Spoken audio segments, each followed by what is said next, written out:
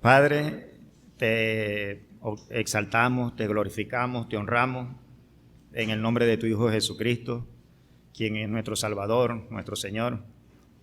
Y en su nombre te pedimos que a través de tu Santo Espíritu, que todo lo conoce, aún lo profundo de Dios, nos hables, nos ilumines por medio de la palabra, nos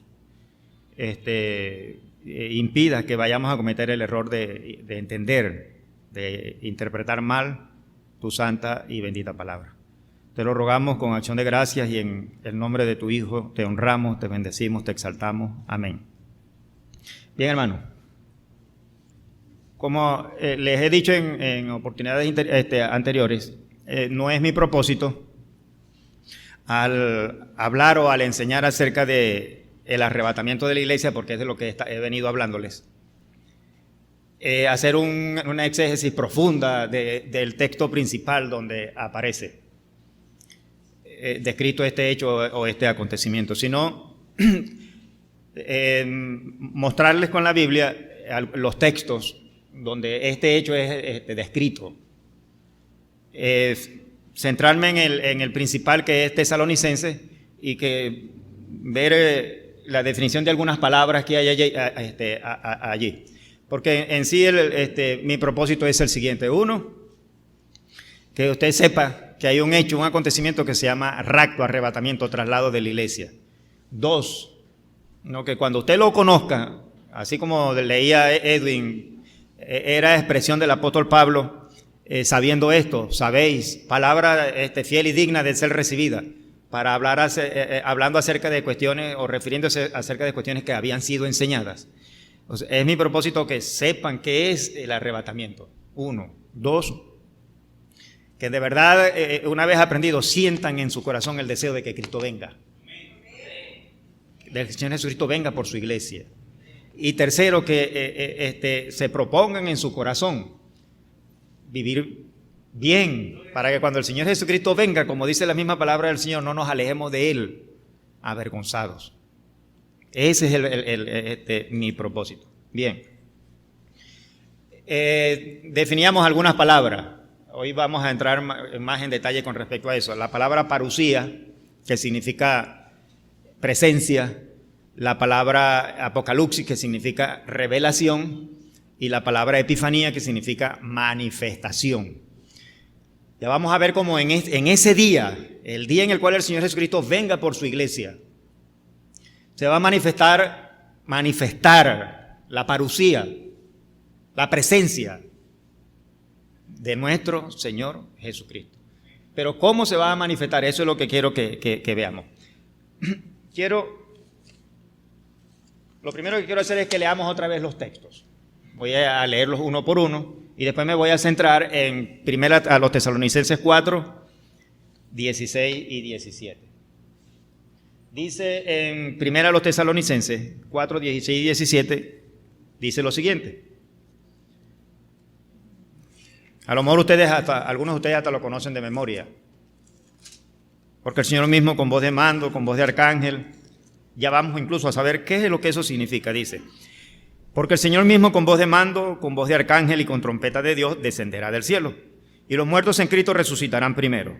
Luego nosotros, los que vivimos, los que hayamos quedado, seremos arrebatados juntamente con ellos en las nubes para recibir al Señor en el aire, y así estaremos siempre con el Señor. Bien, ese es quizás el texto central. Hay otro que es paralelo, que está atrás, en 1 Corintios, en el capítulo 15. Lo leíamos también, que dice, versículo 51. 1 Corintios 15, versículo 51. Dice: he aquí, os digo un misterio. No todos dormiremos, pero todos seremos transformados. En un momento, en un abrir y cerrar de ojos, a la final trompeta. Porque se tocará la trompeta y los muertos serán resucitados incorruptibles. Y nosotros seremos transformados. Es el mismo hecho, el mismo acontecimiento. Pero que añade al otro texto. Apocalipsis, capítulo 3. Versículos 8 y 10. El 8 dice: Yo conozco tus obras, he aquí he puesto delante de ti una puerta abierta, la cual nadie puede cerrar, porque aunque tienes poca fuerza, has guardado mi palabra y no has negado mi nombre. El versículo 10 dice: por cuanto has guardado la palabra de mi paciencia, yo también te guardaré de la hora de la prueba que ha de venir sobre el mundo entero, para probar a los que moran sobre la tierra. Más adelante en el capítulo 4, versículos 1 y 2 dice: después de esto miré, y he aquí una puerta abierta en el cielo, y la primera voz que oí, como de trompeta, hablando conmigo, dijo: sube acá, y yo te mostraré las cosas que sucederán después de esta. Y al instante yo estaba en el Espíritu, y he aquí un trono establecido en el cielo, y en el trono uno sentado. Bien. Primera de Juan, la primera epístola que escribió el apóstol Juan, en el capítulo 3, versículo 2 dice: amados, ahora somos hijos de Dios, y aún no se ha manifestado lo que hemos de ser, pero sabemos que cuando Él se manifieste, seremos semejantes a Él, porque le veremos tal como Él es. Le veremos tal como Él es. ¿Cuándo? Cuando se manifieste, cuando Él se manifieste. Cuando se manifieste, ¿qué? ¿Qué palabra significa manifestar? Epifanía. Epifanía. Bien. Hebreos 9:28. Dice: así también Cristo fue ofrecido una sola vez para llevar los pecados de muchos, y aparecerá por segunda vez sin relación con el pecado para salvar a los que le esperan. Para salvar a los que le esperan. Y Tito 2:13, que es un texto muy conocido. Voy a leer desde el versículo 11 para ubicarlos en el contexto. Dice: porque la gracia de Dios se ha manifestado para salvación a todos los hombres, enseñándonos que, renunciando a la impiedad y a los deseos mundanos, vivamos en este siglo sobria, justa y piadosamente, aguardando la esperanza bienaventurada y la manifestación gloriosa de nuestro gran Dios y Salvador Jesucristo. Entonces, Pablo lo llama ¿qué? Manifestación. Y de paso, ¿cómo llama al Señor Jesucristo? Gran Dios. Nuestro gran Dios y Salvador Jesucristo. Bien, esos son los textos. Vamos entonces a Tesalonicenses, para que veamos allí las definiciones de alguna palabra, y después, si nos da oportunidad hoy mismo, quiero que aprendamos acerca de esto, pero a través de preguntas y respuestas. Bien, dice ahí: porque el Señor mismo, con voz de mando, con voz de arcángel y con trompeta de Dios, descenderá del cielo, y los muertos en Cristo resucitarán primero. Voy a explicar a ver si entendemos un poquito esto. Primero dice Señor. El Señor mismo se manifestará. O sea, se manifestará la presencia del Señor. Ya vamos a ver que es una presencia que se manifestará y que será visible solamente a los que están en Cristo. Porque ese es el factor común, ¿no? Para todos los que van a participar de ese evento, sean muertos o sean vivos. Estar en Cristo. Y ya sabemos que la expresión en Cristo define a quién. Sí, a la iglesia. Entonces es un hecho, un acontecimiento donde solamente participará la iglesia del Señor Jesucristo. La iglesia. Dice Señor. Vamos a entender un poco esto de Señor. En el Antiguo Testamento hay una serie de nombres que se le dan a Dios. No. Está Él, no Él, que es el artículo en el idioma nuestro español, sino Él, que significa Dios. Es la palabra que se traduce Dios, que significa poder o poderoso. Hay otra palabra que es la palabra Elohim, que es la misma palabra Él, pero en plural. En plural, por eso hay quienes dicen que allá en el libro de Génesis, donde dice, en el principio creó Dios, aparece Elohim, podríamos traducir dioses, porque la palabra Elohim es Dios en plural. Bien, también está la palabra, pero ya no solamente el término Él, sino acompañado de otra palabra, y son nombres compuestos de Dios. Por ejemplo, está el Elión, que significa el Dios todo, el Dios altísimo. En la primera oportunidad que Dios se manifestó así es cuando Melquisedec se le aparece a Abraham y le habla de el Dios altísimo. Es el Elión, pero ese él no es él de nuestro idioma, el artículo, no. Es el nombre de Dios, que es el nombre que significa Dios. Sí, entonces es el Dios altísimo. Ese es el Elión. Está el Shaddai, que significa todopoderoso, el Dios todopoderoso. Está el Olán, que significa el Dios eterno o el Dios de los siglos. Ya dije, Elohim es Dios en plural. Dios en plural. Está el nombre, ¿por qué les estoy explicando esto? Porque quería que llegáramos a este nombre, Adonai. Adonai es Señor. La palabra Adonai es Señor.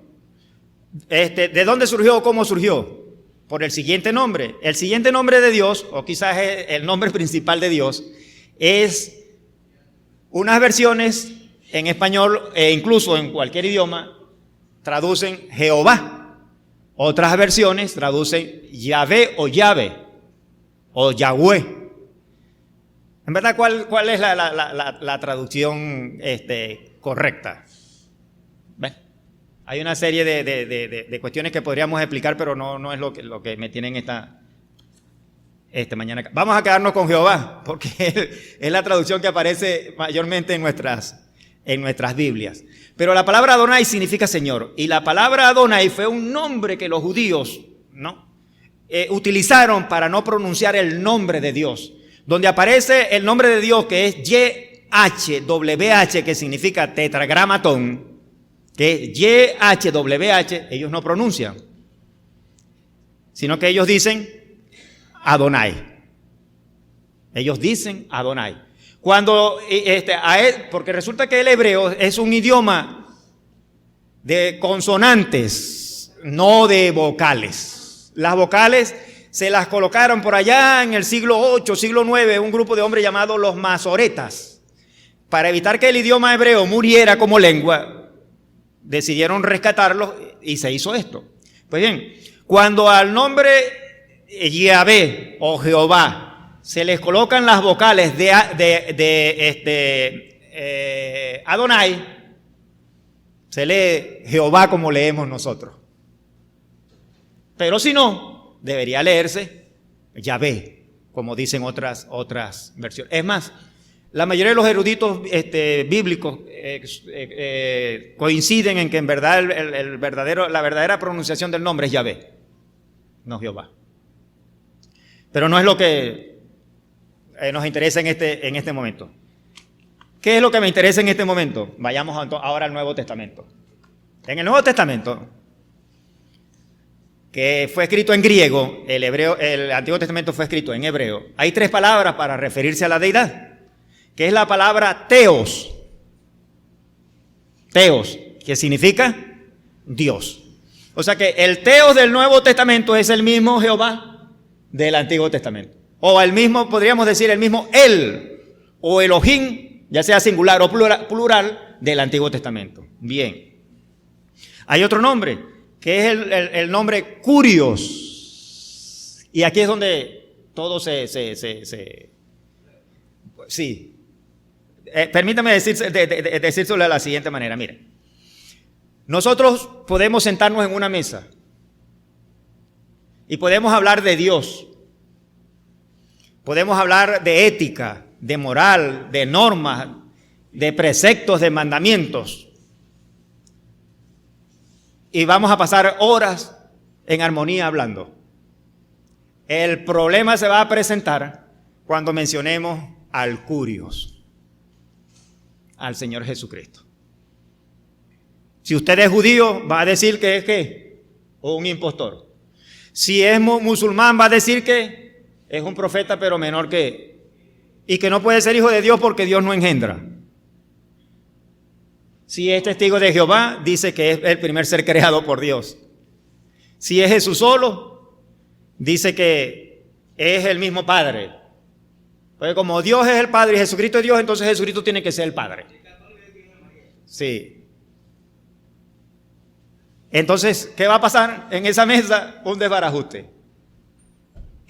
Curios es la palabra en el griego para referirse a Dios como Señor. Claro, cuando aparece en el Nuevo Testamento tenemos que establecer cierta salvedad, y es que la palabra curio se utiliza también para las personas. Señor, respeto, por el contexto sabemos a quién se refiere, que se refiere a Dios. Sí, la palabra curios. Bien. La otra palabra es pater en griegos. Entonces es teos, curios y la palabra pater, que significa padre. Significa padre. Hay algo que llama la atención en la Biblia, es que hay otra expresión que es Abba. Y es una expresión solamente utilizada por el Señor Jesucristo. Aunque también Pablo dice en determinado momento de que nosotros también clamamos Abba Padre, pero se clama Abba Padre en el Espíritu. En el Espíritu. Y la palabra Abba lo que significa es papi o papaito. Ustedes no han escuchado a los hermanos pentecostales que ellos dicen papá. Es utilizando esa expresión. Bien. ¿Qué dice aquí en el texto? Dice, porque el Señor mismo. ¿Quién es Señor? Es el Señor Jesucristo. Entonces el Señor Jesucristo es el Curios, que a la vez es la palabra equivalente a Adonai del Antiguo Testamento, que los hebreos utilizaron para no pronunciar el nombre de Dios. Por eso nosotros podemos estar totalmente seguros al decir que el Cristo del Nuevo Testamento es el mismo Jehová del Antiguo Testamento. Esto es un poquito difícil de entender porque entonces los testigos de Jehová tienen razón. No, Dios es trino, pero es uno. Y esa unidad es indivisible, hermano. No pretendamos nunca dividir la esencia de la divinidad. No pretenda explicar la Trinidad como hacen algunos, de decir que la Trinidad es como un huevo, que la Trinidad es como el átomo, que la Trinidad es como el trébol. No, mi hermano, la Trinidad es indivisible. La divinidad es única en esencia, es indivisible. Es indivisible, no es uno más uno más uno. Es uno por uno por uno. Bien, entonces es el mismo Señor. ¿Pero por qué Él? Podríamos decir, sí, porque Él es el Señor de la iglesia. Bueno, yo quiero que leamos un texto, ¿verdad? Está en Mateo. Porque resulta que el Señor Jesucristo no se ganó eso de gratis. 28. Versículo 18 dice: y Jesús se acercó y les habló diciendo: toda potestad me es dada en el cielo y en la tierra. Él tiene el poder. Él tiene el poder. En Filipenses, que algunos dicen que eso es un himno, en el capítulo 2, dice, versículo 5, dice: haya pues en vosotros este sentir que hubo también en Cristo Jesús, el cual siendo en forma de Dios no estimó el ser igual a Dios como cosa a que aferrarse, sino que se despojó a sí mismo tomando forma de siervo hecho semejante a los hombres. Y estando en la condición de hombre se humilló a sí mismo, haciéndose obediente hasta la muerte y muerte de cruz. Y aquí viene: por lo cual Dios le exaltó hasta lo sumo y le dio un nombre que es sobre todo nombre, para que en el nombre de Jesús se doble toda rodilla de los que están en los cielos y en la tierra y debajo de la tierra. Y viene el siguiente texto y dice: y toda lengua confiese que Jesucristo es ¿qué? El Curios. El Curios. Para gloria de Dios Padre. Para gloria de Dios Padre. Entonces, el Señor Jesucristo fue, primero de manera voluntaria, se humilló, dejó su gloria. Pero el Señor Jesucristo, después de haber resucitado y haber ascendido a los cielos, ¿qué hizo? Retomó ¿qué? Su gloria. Y es en esa gloria, y es ese mismo Señor el que vendrá. El que vendrá. Dice, el Señor mismo con voz. Entonces sabemos que ese Señor es el Señor Jesucristo, es el Curios, es el Adonai, es el Jehová del Antiguo Testamento, el que va a venir. Y ya vamos a ver cómo es el hecho como tal, el acontecimiento como tal. Bien, allí dice con voz de mando, con voz de arcángel y con trompeta de Dios. Aquí quiero explicarles esto con un poquito de detalle, porque aquí es donde o podemos pensar de una manera o podemos pensar de otra. Dice, con voz de mando, ¿significa qué? Autoridad. Con voz de arcángel, voz de trompeta. Bien. Yo quiero que leamos algunos textos. Por ejemplo, en el libro de Números, para poder entender esto. Ya les digo, en el capítulo 10 de Números, dice así, voy a leer desde el versículo 1 hasta el versículo 10, dice. Habló Jehová a Moisés diciendo, hazte 2 trompetas de plata, de obra de martillo las harás, las cuales te servirán para convocar la congregación y para hacer mover los campamentos. Y cuando las tocaren, toda la congregación se reunirá ante ti a la puerta del tabernáculo de reunión. Mas cuando tocaren solo una, entonces se congregarán ante ti los príncipes, los jefes de los millares de Israel. Y cuando tocares alarma, entonces moverán los campamentos de los que están acampados al oriente. Y cuando tocares alarma, la segunda vez, entonces moverán los campamentos de los que están acampados al sur. Alarma tocarán para sus partidas. Pero para reunir la congregación tocaréis, mas no con sonido de alarma. Y los hijos de Aarón, los sacerdotes, tocarán las trompetas y las tendréis por estatuto perpetuo por vuestras generaciones. Y cuando salieres a la guerra en vuestra tierra contra el enemigo que os molestare, tocaréis alarma con las trompetas y seréis recordados por Jehová, vuestro Dios, y seréis salvos de vuestros enemigos. Y en el día de vuestra alegría y en vuestras solemnidades y en los principios de vuestros meses, tocaréis las trompetas sobre vuestros holocaustos y sobre los sacrificios de paz. Y os serán por memoria delante de vuestro Dios, yo Jehová vuestro Dios. ¿Ven ustedes como esto de trompeta es algo común en las Escrituras? Aquí las conseguimos con respecto al pueblo de ¿qué? Al pueblo de Israel. Recuerden que cuando Israel salió de Egipto, eran un campamento. Ese campamento se movía, ese campamento paraba. Y ese campamento estaba ubicado de manera ordenada. De manera ordenada. Ese campamento no se movía en dirección al norte. No. Y no fue ubicado por Dios en dirección al norte, sino en dirección al oriente. Y por eso hacia el oriente estaban, ¿quiénes estaban al oriente? La principal tribu de Israel, que era Judá. Y así lo fue ubicando Dios, oriente, occidente, norte, sur. 3 tribus. Estaba el tabernáculo, cuando estaban parados, el tabernáculo, alrededor del tabernáculo estaban ¿qué? Dentro del tabernáculo estaban los sacerdotes, alrededor del tabernáculo estaban ¿quién? Los levitas, y después era que estaban las tribus.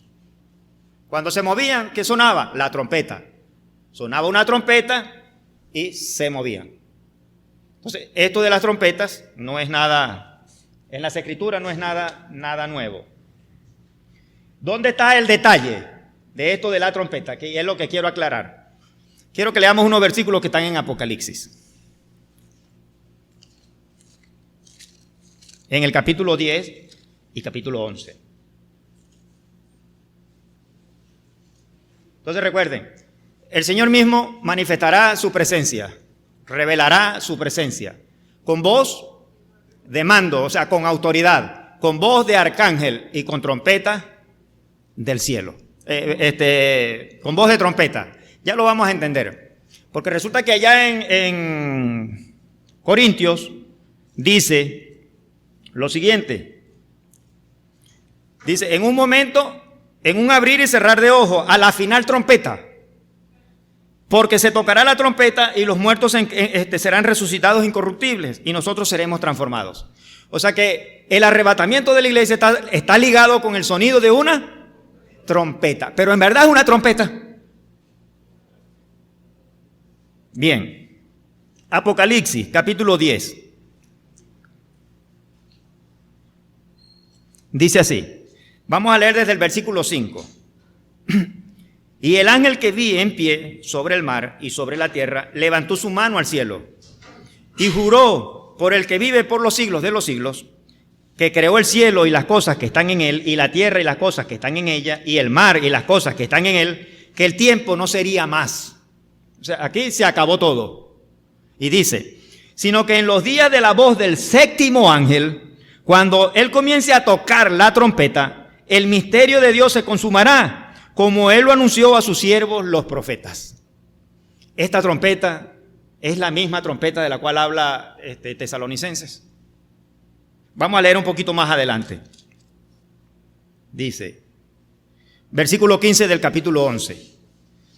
El séptimo ángel tocó la trompeta y hubo grandes voces en el cielo que decían, los reinos del mundo han venido a ser de nuestro Señor y de su Cristo, y él reinará por los siglos de los siglos. Es la misma trompeta. ¿Qué diferencia hay entre esta trompeta y la trompeta de allá de Tesalonicenses? ¿Por qué les digo que si no entendemos bien esto, o vamos a creer que la iglesia va a ser arrebatada después de la gran tribulación o antes de la gran tribulación? Porque por lo que acabo de leer pareciera, ¿no? Si esto está al fin, por lo que dice el capítulo 10, donde dice el versículo número 6, que dice, las cosas que están en él, que el tiempo no sería más. Y la parte final del versículo 7 que dice, el misterio de Dios se consumará, como él lo anunció a sus siervos, los profetas. Pareciera que esto es al final de la gran tribulación. Al final de la gran tribulación. Lo cual significa que si aquella trompeta y esta trompeta es la misma cosa, la iglesia pasa por la gran tribulación. La iglesia será arrebatada cuando suene la séptima trompeta. Y Corintios dice, a la final, trompeta. Está complicado, ¿verdad? Porque si es así, hermano, esperemos la gran tribulación.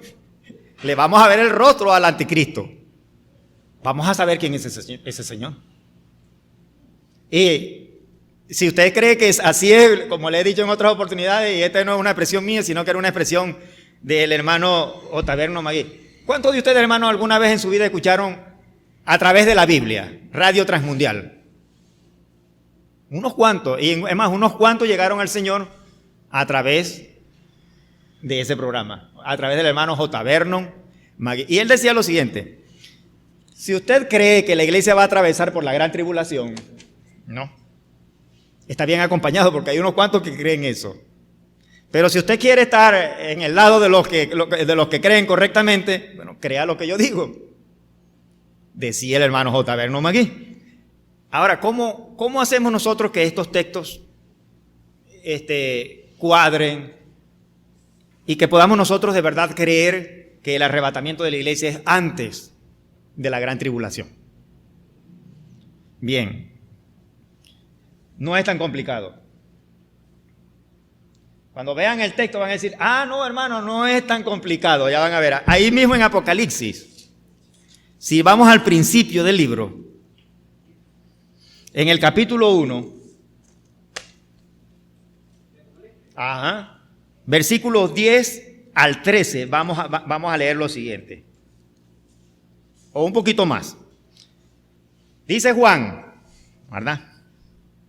Yo estaba, Apocalipsis capítulo 1, versículo 10. Yo estaba en el Espíritu en el día del Señor, o sea, el día domingo, no el sábado.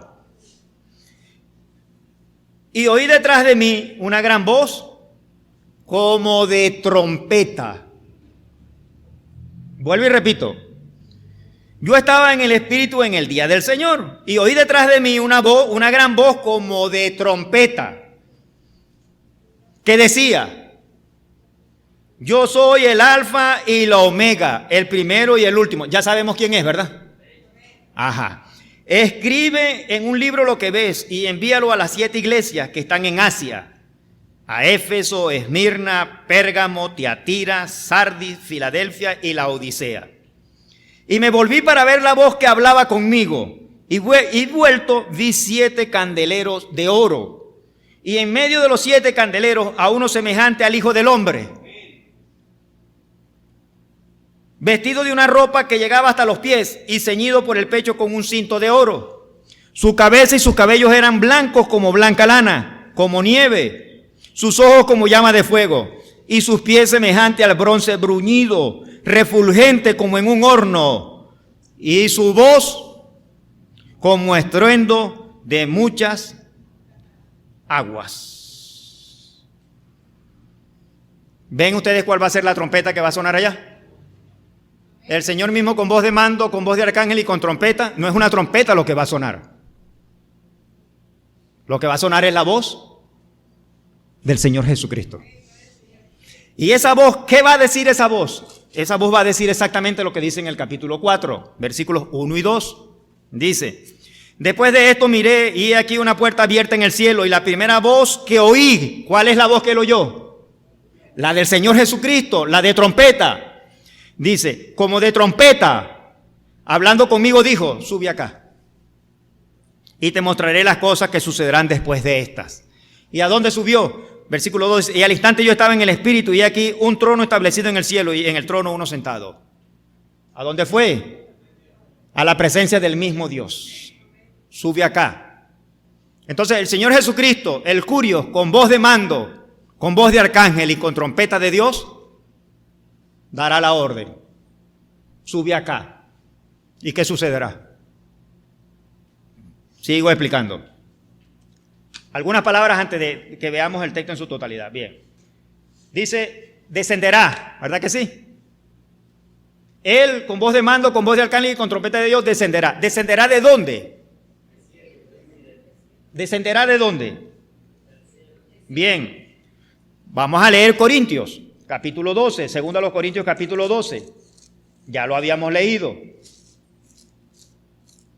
en las clases anteriores. Dice 12:1, dice: ciertamente no me conviene gloriarme, pero vendré a las visiones y a las revelaciones del Señor.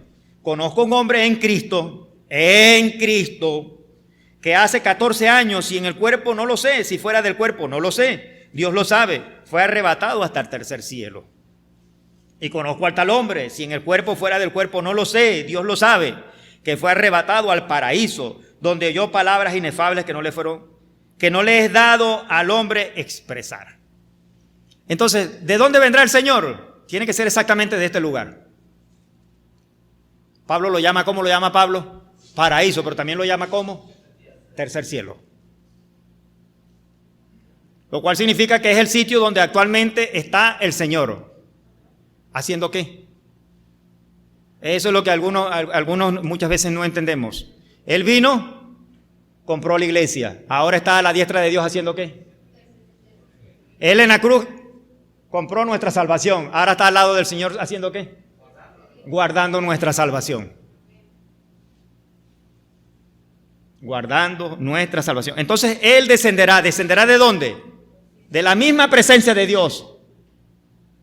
Dice, descenderá del cielo. Podemos entonces definir cielo como el tercer cielo o la presencia de Dios, o como el mismo Señor Jesucristo lo describió en Juan en el capítulo 14, que ya lo leíamos al principio, donde el Señor Jesucristo dice, es un texto muy conocido, a lo mejor usted lo conoce de memoria, dice: creéis en Dios, cree también en mí. Dice, no se turbe vuestro corazón, creéis en Dios, cree también en mí. En la casa de mi Padre muchas moradas hay. Si así no fuera, yo os lo hubiera dicho, voy pues a preparar lugar para vosotros. Y si me fuere y os prepararé el lugar, vendré otra vez y os tomaré a mí mismo, para que donde yo estoy, vosotros también estéis. Entonces, ¿cuál es el tercer cielo? El sitio donde está actualmente el Señor. Paraíso, ya se los explicaba. ¿Recuerdan lo que les explicaba de la diferencia entre tercer cielo, paraíso, seno de Abraham, Hades, Seol. En clases anteriores se los explicaba. Bien. Dice también los muertos en Cristo. Porque resulta que este hecho o acontecimiento tiene dos fases. Tiene dos fases. No es un solo hecho como tal. O sí, es un solo hecho como tal, pero tiene dos fases. O involucra a dos tipos de personas. Involucra a dos tipos de personas. Vayamos al texto.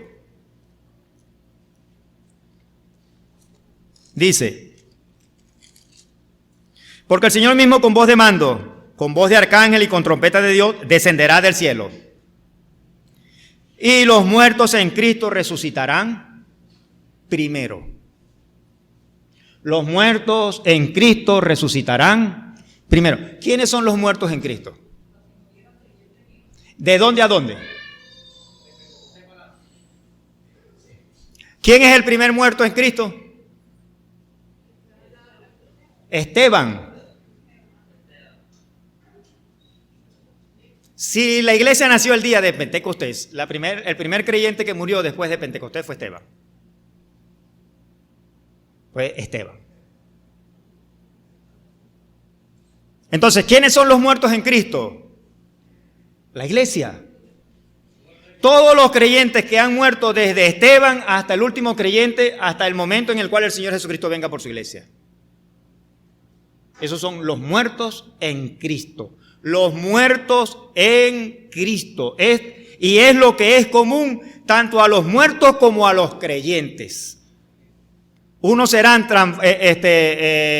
resucitados y los otros serán transformados. Los muertos resucitados, los vivos transformados. ¿Cuál es el factor común entre ellos? ¿Qué los hace iguales? Su fe en Cristo. El hecho de estar en Cristo. De ahí que en el arrebatamiento de la iglesia solamente resucitarán los creyentes, pero los creyentes en Cristo. No los creyentes del Antiguo Testamento. No. Menos los creyentes de la gran tribulación, porque no ha ocurrido la gran tribulación. Usted dirá, ay, ¿dónde dice eso? Bueno, yo quiero que nos ubiquemos en 1 Corintios, en el capítulo 15.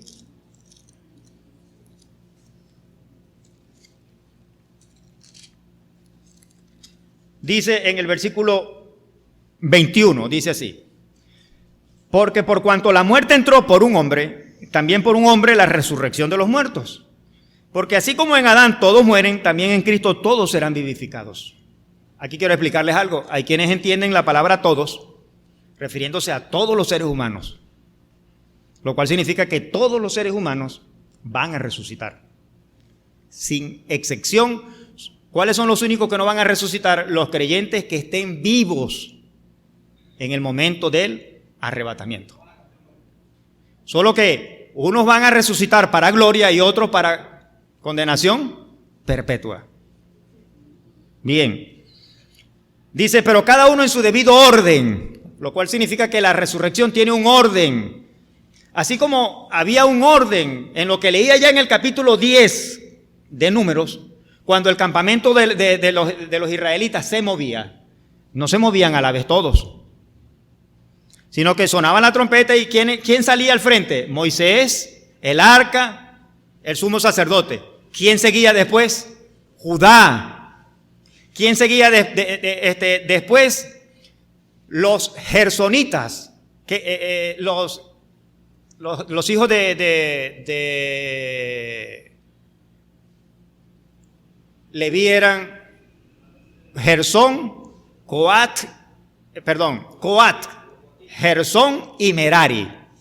Los coatitas eran los únicos los que desarmaban el arca, los elementos que estaban dentro del tabernáculo. Los siguientes, que eran los gersonitas, eran los que desarmaban el tabernáculo, y los otros eran los que desarmaban lo que estaba alrededor del tabernáculo. Entonces, cuando caminaban, tenían que ir en ese mismo orden. Los primeros que llegaban eran los que armaban el atrio del tabernáculo. Los siguientes los que armaban el tabernáculo y los siguientes que eran los coatitas eran los que colocaban dentro el arca, la mesa de los panes de la proposición, el candelabro. En ese orden se movían, había un orden, no era hecho de manera desordenada. En la resurrección será semejante. Dice, pero cada uno en su debido orden. Cristo las primicias, o sea, Él el primero. Por eso el Señor Jesucristo, Pablo, un poquito más adelante, dice en el versículo 44, se siembra cuerpo animal, resucita cuerpo espiritual. Hay cuerpo animal y hay cuerpo espiritual. Así también está escrito, fue hecho el primer hombre, Adán, alma viviente, y el postrer Adán, espíritu vivificante. Mas lo espiritual no es primero, sino lo animal, luego lo espiritual. El primer hombre es de la tierra, terrenal. El segundo hombre, que es el Señor, es del cielo. Entonces el Señor Jesucristo es el segundo hombre, pero es el primero, podríamos decirlo así, de una nueva raza. Primero Él, las primicias. Y está haciendo alusión Pablo ¿a qué? A una fiesta, a una de las fiestas que celebraban los judíos. Los judíos celebraban siete fiestas: la Pascua, los panes sin levadura, las primicias, la fiesta de las semanas, que la conocemos nosotros en la iglesia como Pentecostés, la fiesta de las trompetas, la fiesta de las trompetas, sí, el Yom Kippur o el día de la expiación, y por último la fiesta de los tabernáculos. Esa era la fiesta que celebraban los judíos. Y Pablo está haciendo mención a la segunda fiesta, las primicias. Era el día en el cual el israelita que sembraba, tomaba espigas del campo. Todavía no, la cosecha era 50 días después. La cosecha era 50 días después. Él iba, tomaba del trigo, de la cebada, de lo que ellos sembraban, y la llevaban al sacerdote. Y la ofrecían como primicia ¿a quién? Al Señor, a Dios. Al Señor, a Dios. Bien, y es a lo que Pablo está haciendo alusión. Él dice que el Señor Jesucristo es de las primeras gavillas. Dice Cristo, las primicias. Él es el primero. Pero allá, ¿qué simbolizaba aquello allá? Que detrás de esas gavillas venía ¿qué? Una gran cosecha. Detrás de la resurrección del Señor Jesucristo como primicia, ¿qué viene? Una gran cosecha en el día en el cual los creyentes en Cristo resuciten. Pero primero Él es las primicias. A lo mejor también podemos meter entre las primicias. No sabría decir, hermano, con exactitud quiénes resucitaron allí. No sé. A lo mejor allí resucitó Abraham, Moisés, algunos de estos hombres del Antiguo Testamento. Porque la Biblia dice que cuando el Señor Jesucristo murió, algunos resucitaron. Incluso dice que el día de su resurrección, algunos resucitaron. Resucitaron para no volver a morir. La Biblia no lo dice, allí la Biblia es oscura. ¿Volvieron a morir? No lo sé. A lo mejor no. A lo mejor ese grupo de hombres y de mujeres que resucitaron forman parte de las primicias y son algunos de los santos del Antiguo Testamento. No sé. La Biblia no lo especifica. Pero una cosa sí es bien cierta. En el arrebatamiento solamente participarán los muertos en Cristo y los vivos en Cristo. Los muertos en Cristo, los vivos en Cristo. Entonces, cada uno en su debido orden. Cristo, las primicias. Luego los que son de Cristo, dice, ¿verdad? Luego los que son de Cristo en su venida. Luego el fin.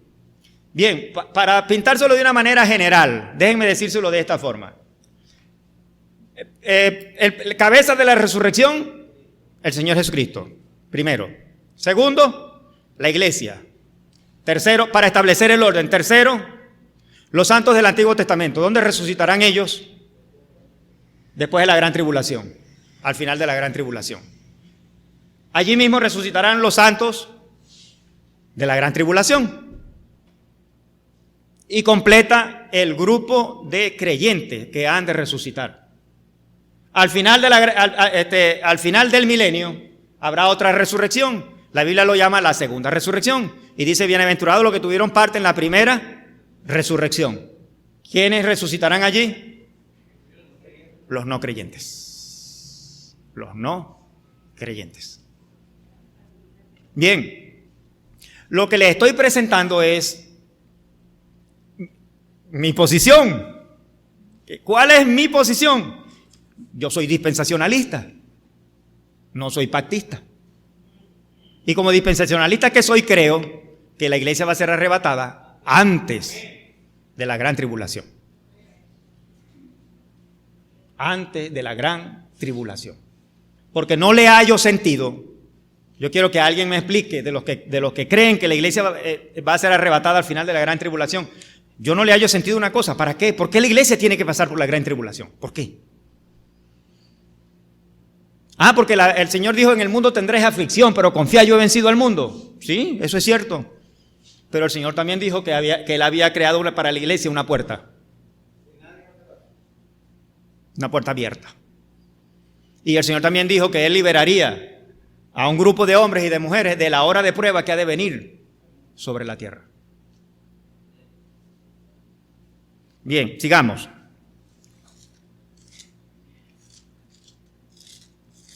Primera al Tesalonicense.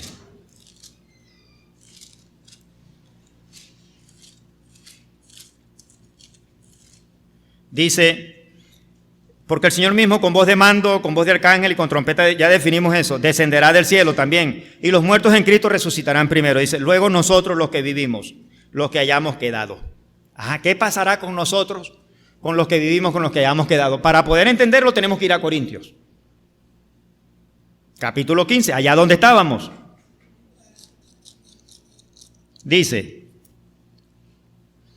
he aquí os digo un misterio, no todos dormiremos, pero todos seremos transformados. En un momento, en un abrir y cerrar de ojos, a la final trompeta, porque se tocará la trompeta. Ya sabemos cuál es esa trompeta, ¿verdad? La voz del Señor diciendo, ven acá, sube acá. Y los muertos serán resucitados incorruptibles. ¿Y nosotros seremos? No. Transformados. Entonces, unos resucitados, otros transformados. Unos arrebatados, los muertos en Cristo. Otros transformados, los vivos en Cristo, para el momento del arrebatamiento. Transformados, resucitados, transformados. ¿Y qué es cuál es el factor común que los une? Su fe en Cristo.